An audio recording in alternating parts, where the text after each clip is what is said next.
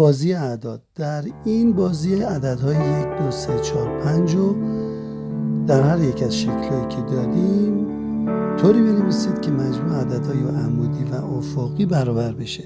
میتونه از روش حدس زدن و یا آزمایش و خطا استفاده بکنید. دقت کنید در اولین حالت من عدد 1 رو در مرکز قرار دادم. دقت کنید که مرکز مهمترین نقطه این شکله.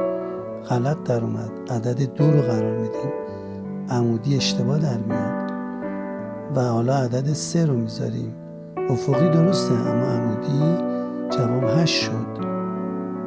عدد 4 رو اگر بذاریم چه اتفاقی میفته؟ باز هم غلط در اومد. ولی اینجا عدد 5 رو که گذاشتیم در هر دو حالت جواب 10 شد. دقت کنید که 5 وقتی در مرکز قرار میگیره عددهای بعدی به راحتی جایگزین میشن. شما یه ردیف رو در بیارید، عددهای بعدی ردیف بعدی به راحتی پیدا میشن. اینجا میخوایم مجموعش 9 بشه.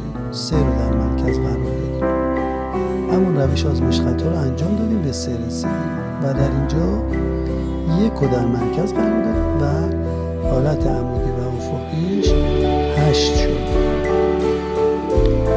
امیدوارم خوشتون اومده باشه.